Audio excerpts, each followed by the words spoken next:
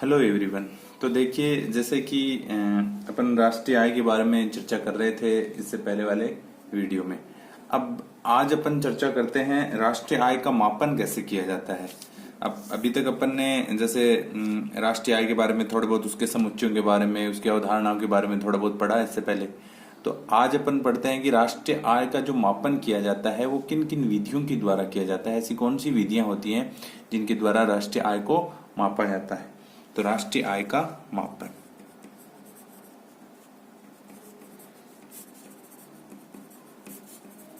राष्ट्रीय आय का मापन, ये है अपना टॉपिक। ठीक है। तो देखो, राष्ट्रीय आय का मापन बहुत इंपॉर्टेंट है। मतलब इसको मापा किस प्रकार से जाए कि उस देश की राष्ट्रीय आय का सही सही आकलन किया जा सके। तो उसके लिए कई विधियां हैं मापने की। अलग अलग देशों के द्वारा अलग अलग विधियों के द्वारा राष्ट्रीय आय का मापन किया जाता है, उसके अनुमान लगाए जाते हैं। तो इसके बारे में अपन चर्चा करेंगे विस्तृत से आज। तो देखो, राष्ट्रीय आय जो होती है, जैसे अपन ने एक मॉडल पढ़ा था चक्राकार आय का प्रवाह। उसमें क्या होता है कि उसमें जैसे अपन ने दो क्षेत्र लिए थे, एक पारिवारिक क्षेत्र लिया था और एक व्यवसायिक क्षेत्र लिया था। तो देखो, राष्ट्रीय आय में क्या होता है जो मापन किया जाता है, इसमें क्या होता है कि जैसे एक व्यक्ति के द्वारा किया गया व्यय दूसरे व्यक्ति के लिए आय होती है। जैसे कोई व्यक्ति है, वो अगर बिस्किट खरीदता है तो एक व्यक्ति ने व्यय किया, जो खरीदने वाला है उसने व्यय किया है, 10 रुपए का बिस्किट खरीदा है, और जिसने बेचा है उसके लिए वो क्या है, आमदनी हो गई। तो देखो, एक साइकिल एक चक्कर के रूप में घूमती रहती है। तो जो आय का चक्राकार मॉडल था उसमें भी यही था। जैसे पारिवारिक क्षेत्र है, अगर वो व्यय करता है तो पारिवारिक क्षेत्र व्यवसायिक क्षेत्र से वस्तुएं खरीदता है, तो पारिवारिक क्षेत्र के लिए क्या होगा, वे होगा वो, और व्यवसायिक क्षेत्र के लिए आय हो जाएगी। वैसे ही व्यवसायिक क्षेत्र जब पारिवारिक क्षेत्र को भुगतान करता है तो व्यवसायिक क्षेत्र के लिए वे हो जाएगा और पारिवारिक क्षेत्र के लिए आय हो जाएगी। तो इस प्रकार राष्ट्रीय आय एक चक्र के रूप में क्या होती रहती है, घूमती रहती है। देखो, अपने जो राष्ट्रीय आय है उसकी जो मुख्यतः विधियां हैं, तो राष्ट्रीय आय के मापन की 3 विधियां हैं, मुख्य 3 विधियां हैं। पहली जो विधि है वो है उत्पादन विधि। उत्पादन विधि या फिर दूसरा नाम भी होता है मूल्य संवर्धन विधि।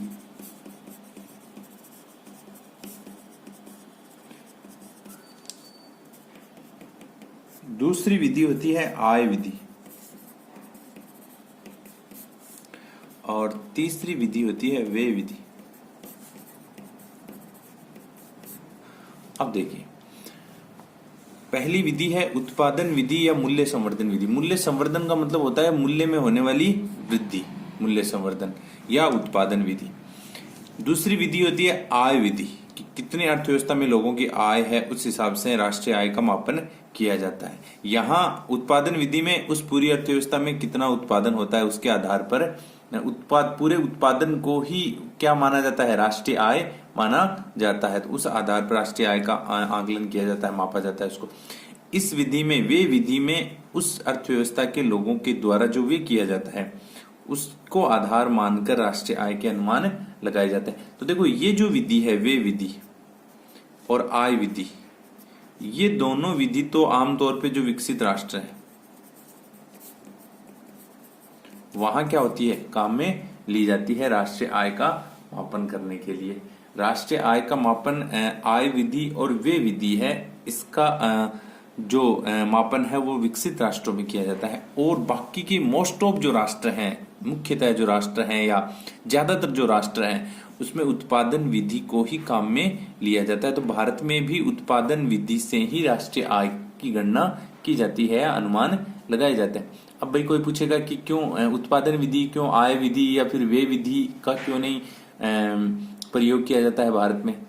तो देखो, इसके लिए एक इम्पोर्टेंट बात यह है कि हमारी जो अर्थव्यवस्था है वो एक तो बहुत विशाल है, हमारे यहाँ पॉपुलेशन भी बहुत ज्यादा है, और सबसे जो इम्पोर्टेंट बात वो है कि देखो, इसके अनुमान, उत्पादन के अनुमान फिर भी लगाए जा सकते हैं, परंतु व्यय के अनुमान या आय के अनुमान, अपने यहाँ आय के अनुमान, जैसे एक मजदूर है, उसने किसी के यहाँ मजदूरी की, अपने यहाँ लेखा जोखा कुछ होता ही नहीं है। जैसे किसी भी व्यक्ति के यहाँ मजदूरी की तो उसका कोई प्रमाण नहीं है, किसी को नहीं पता चलता है कि उसने कहाँ काम किया है, उसकी आय कहाँ हुई है, तो पता ही नहीं चलता है उस व्यक्ति की आय हुई कैसे है, कौन से सोर्स से हुई है, कितनी आय हुई है, इसका सही सही जानकारी नहीं प्राप्त होती है, तो आय विधि काम में नहीं आ सकती। वे विधि हमारे यहाँ देखो, वे विधि भी इसलिए काम में नहीं आ सकती क्योंकि वे विधि में क्या होता है कि एक व्यक्ति जो खर्च करता है उसके आधार पर राष्ट्रीय आय के अनुमान लगाए जाते हैं। तो हमारे यहाँ क्या होता है, अब खर्च करने का पता ही नहीं चलता है क्योंकि हमारे यहाँ मोस्ट ऑफ जो भी खर्च किए जाते हैं उनकी कोई बिलिंग ही नहीं होती है, उनका कोई पक्का बिल दिया ही नहीं जाता है विक्रेता के द्वारा। तो विक्रेता के द्वारा जब पक्का बिल नहीं दिया जाएगा तो ये पता ही नहीं चलेगा कि किस व्यक्ति ने कितना खर्च किया है, क्या किया है, अर्थव्यवस्था का सही सही। ये आमतौर पे दोनों विकसित राष्ट्रों में इसलिए होती है कि वहां हर चीज का क्या होता है, लेखा जोखा होता है, हिसाब किताब होता है, पूरा पक्का बिलिंग होता है, तो वहां इसका एकदम लगभग सटीक सटीक आकलन किया जा सकता है। अब उत्पादन विधि में देखो, उत्पादन विधि में क्या होता है, जैसे किसान है तो किसान के आमतौर पर गिरदावरी की जाती है, अपने पटवारी गिरदावर वगैरह होते हैं, तो वो अनुमान लगाते हैं कि भाई इस रकबे में कितनी फसल का उत्पादन हुआ है। फिर दूसरी चीज है कि जैसे उत्पादन विधि फैक्ट्रियां वगैरह होती हैं तो वहां भी उत्पादन के बारे में उत्पादक लोग सही सही जानकारी देते हैं। तो उत्पादन विधि से जो राष्ट्रीय आय है उसकी गणना का फिर भी बहुत हद तक सही सही अनुमान लगाया जा सकता है भारत जैसे विकासशील राष्ट्रों में। इसलिए हमारे यहाँ उत्पादन विधि को ही प्रायोरिटी दी जाती है और इसी विधि से राष्ट्रीय आय का जो आकलन है वो करने के लिए उपयुक्त मानी जाती है या काम में लिया जाता है। अब देखो जी, अब उत्पादन विधि है क्या, सबसे पहले अपन पढ़ेंगे इसके बारे में। बेसिक अपन ने पढ़ लिया तीनों जो विधियां हैं कि कौन कौन सी विधि कौन कौन से राष्ट्रों के द्वारा अपनाई जाती है, कौन सा राष्ट्र किस विधि को क्यों काम में लेता है, इसके बारे में भी अपन ने थोड़ी बहुत भूमिका पढ़ ली। अब देखो, अब उत्पादन विधि सबसे पहले अपन पढ़ते हैं। उत्पादन विधि, उत्पादन विधि दूसरा नाम है मूल्य संवर्धन विधि। मूल्य संवर्धन का मतलब होता है कि मूल्य में जो होने वाली वृद्धि है उसको मूल्य संवर्धन कहते हैं। कितने मूल्य में वृद्धि हुई, अभी आगे एग्जाम्पल वगैरह आएंगे, इसको पढ़ेंगे अपन तो पता चल जाएगा किस प्रकार मूल्य में वृद्धि हुई। तो देखो, जो उत्पादन विधि है, उत्पादन विधि में क्या होता है कि ज्यादातर, एक तो सबसे इंपॉर्टेंट बात तो यही है कि ज्यादातर देशों के द्वारा ऐसी विधि, क्योंकि ज्यादातर देश क्या है, विकासशील राष्ट्र है, विकसित राष्ट्र बहुत कम है। तो विकासशील राष्ट्र होने के कारण जो ऊपर बताया आप लोगों को कि इस ये जो मुख्य मुख्य वजह होती है, इन वजहों के कारण उत्पादन विधि को काम में लिया जाता है गणना करने के लिए राष्ट्रीय आय की। अब उत्पादन विधि में क्या होता है, उत्पादन विधि में राष्ट्रीय आय की गणना एक तो सबसे सरल विधि है ये, भाई बहुत आसानी से पता चल जाता है कि जैसे कि कितना उत्पादन हुआ, चाहे वो किसान के द्वारा फसलों का उत्पादन हो या फिर फैक्ट्रियों में द्वारा जो निर्मित माल है उसका उत्पादन हो, कोई भी उत्पादन हो, उसका लगभग क्या हो जाता है, सटीक सटीक अनुमान लग जाता है। और एक ये होता है कि इस विधि में सबसे इंपॉर्टेंट बात वो है, इस विधि में अंतिम वस्तुओं को ही उत्पादन में शामिल किया जाता है या गणना में शामिल किया जाता है। अंतिम, एक वर्ड आता है अंतिम, अंतिम उत्पाद, अंतिम उत्पाद या उत्पादन को ही शामिल किया जाता है। ये अंतिम उत्पादन क्या होता है ये अपन आगे चर्चा करेंगे। तो देखो, अंतिम उपभोग वस्तुओं या सेवाओं की विस्तृत सूची बनाई जाती है। इस विधि में क्या होता है कि जो उत्पादित वस्तुएं होती हैं, अंतिम वस्तुएं, उन वस्तुओं और सेवाओं को, साथ में सेवाओं को भी शामिल करेंगे क्योंकि राष्ट्रीय आय में सेवाएं भी तो गिनी जाती है ना, तो सेवाएं और वस्तुओं को क्या किया जाता है, सूचीबद्ध किया जाता है। उसके नाम, उसकी उत्पादन मात्रा, बाजार में उसकी कीमत है, उसके आधार पर उसकी एक सूची बनाई जाती है। फिर उसको क्या होता है, अंतिम जो वस्तुएं होती हैं उनकी मात्रा कितनी मात्रा है और उसको उसकी जो कीमत है उससे क्या किया जाता है, मल्टीप्लाई कर कर उसका अनुमान लगाया जाता है, उसकी गणना की जाती है। ठीक है, तो ये देखो, ये जो गणना हुई है ये होती है सकल गणना। सकल गणना मतलब इसमें डिप्रिसिएशन भी शामिल होता है। तो नेट ज्ञात करने के लिए इससे पहले जो समुच्चय अपन पढ़ चुके हैं उसमें आपने पढ़ लिया है कि उसमें जो नेशनल इनकम है, जो अपनी राष्ट्रीय आय है, उसका नेट मतलब शुद्ध राष्ट्रीय आय कैसे ज्ञात की जाती है कि जब उसमें से मूल्यह्रास या डिप्रिसिएशन को क्या कर दिया जाता है, घटा दिया जाता है, तो हमारे पास शुद्ध राष्ट्रीय आय प्राप्त हो जाती है। और एक सबसे इंपॉर्टेंट बात जो है इस विधि में कि अंतिम वस्तुएं, एक वर्ड आया था अंतिम वस्तुएं। अंतिम वस्तुएं का मतलब क्या होता है कि इस प्रक्रिया में, ये जो उत्पादन की प्रक्रिया है, इसमें बहुत सारी वस्तुएं ऐसी भी निर्मित होंगी, वो क्या होंगी, मध्यवर्ती वस्तुएं होंगी। जैसे एक अपन छोटा सा एग्जांपल लेते हैं। एक किसान है, वो गेहूं का उत्पादन करता है। 1 केजी गेहूं का उत्पादन किया उसने, इसका बाजार मूल्य है 20 रुपए।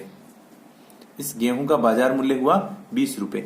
अब देखो, गेहूं का उत्पादन हुआ और इसका बाजार मूल्य हुआ 20 रुपए। अब इससे आटा तैयार होता है भाई, जब इसको पीसा जाता है तो इससे आटा बनता है। तो 1 केजी आटे की कीमत, गेहूं की कीमत उतनी नहीं रहेगी, कितनी होगी, मान लेते हैं 25 रुपए।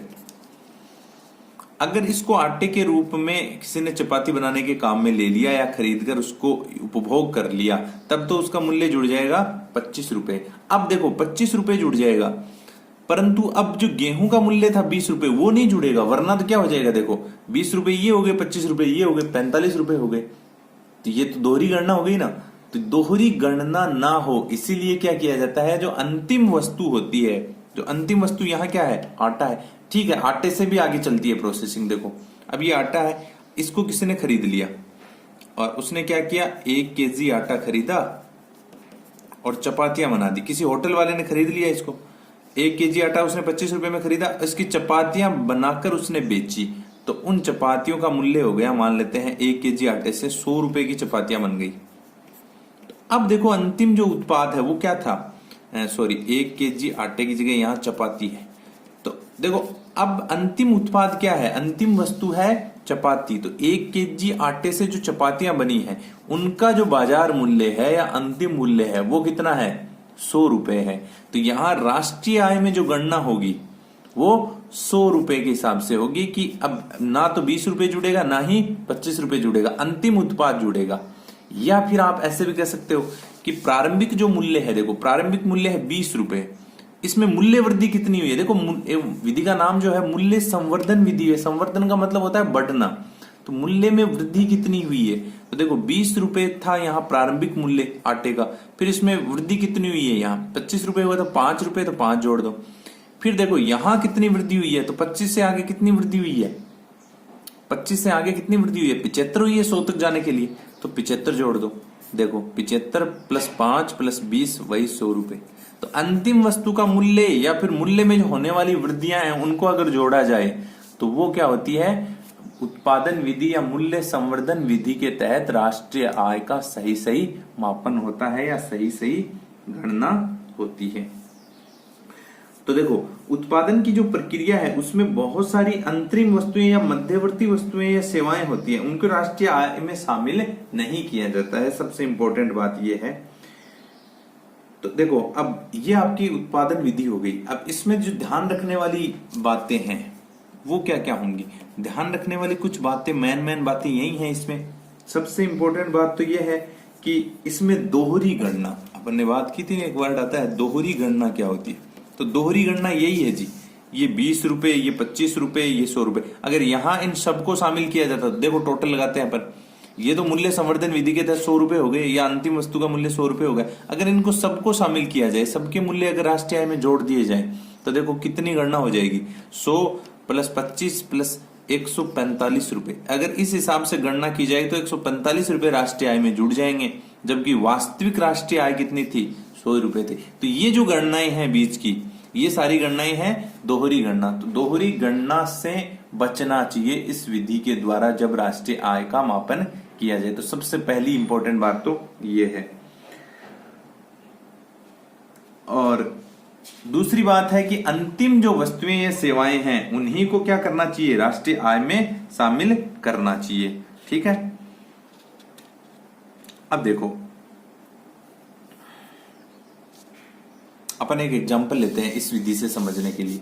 अभी एक छोटा सा एग्जाम्पल तो लिया था अपन, एक और एग्जाम्पल लेते हैं। मान लेते हैं, देखो इसमें थोड़ी सी लंबी प्रक्रिया करते हैं। मान लेते हैं एक व्यक्ति है और वो क्या करता है, किसी एक ऐसी वस्तु का उत्पादन करता है। जैसे एक किसान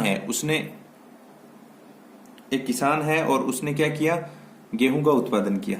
इसी एग्जाम्पल को थोड़ा सा लंबा कर देते हैं, बढ़ा देते हैं। गेहूं का उत्पादन किया 20 रुपए, 20 रुपए से फिर इस गेहूं से किसी ने आटा बना दिया 25 रुपए। आटे को किसी ने और खरीद लिया, जैसे ब्रेड बनाने वाले ने खरीद लिया, इससे ब्रेड बना दी, ब्रेड हो गई 100 रुपए की। फिर इसी ब्रेड से किसी ने ब्रेड पकोड़ा बना दिया, उसका मूल्य हो गया 300 रुपए। बस समझाने के लिए ही है, क्योंकि ये जो उत्पादन विधि है ना, इस विधि का हमारे देश में मुख्यतः जो राष्ट्रीय आय है उसकी गणना में किया जाता है। तो एग्जाम की दृष्टि से ये ज्यादा इंपॉर्टेंट होती है, और इसमें जो एग्जाम्पल दिया जाता है ऐसे ही एग्जाम्पल दिया जाता है। तो देखो ब्रेड पकोड़ा, ये आपको अपनी तरफ से खुद देना पड़ेगा और सही सही देना पड़ेगा, क्योंकि इसमें आपको फिगर्स लेने पड़ेंगे और फिर बताना पड़ेगा कि भाई दोहरी गणना कौन कौन सी है। अगर दोहरी गणना को साथ में शामिल करते हुए अपन इसको लें तो तब कितना मान होता है, तब राष्ट्रीय आय की गणना कितनी होती है, और सही सही जो गणना है उसके आधार पर राष्ट्रीय आय की गणना कितनी होती है। तो देखो ब्रेड पकोड़ा, अब यहां ब्रेड पकोड़ा बनाकर उसने बेच दिया। अगर इसमें सभी वस्तुओं का जो मूल्य है उसको राष्ट्रीय आय में जोड़ा जाए तो देखो 5 3 और 1 4, 455 रुपए राष्ट्रीय आय में जुड़ रहे हैं। अगर इसको मूल्य संवर्धन विधि के तहत देखा जाए तो सबसे पहले 20 रुपए, फिर इसमें वृद्धि कितनी हुई 5 रुपए की, फिर इसमें कितनी वृद्धि हुई 75 रुपए की, फिर इसमें कितनी वृद्धि हुई। अब यहां से 100 से आगे देखना है अपन को तो 200।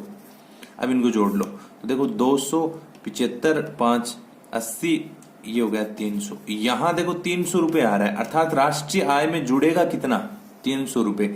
और इस आधार पर कितना जुड़ रहा है, जब दोहरे संयोग जोड़े जा रहे हैं तब हो रहा है 455। तो ये विधि मतलब बहुत ही सरल है, बहुत ही राष्ट्रीय आय के मापन के लिए बहुत ही सरल विधि है, बहुत ही आसानी से समझ में आ सकती है।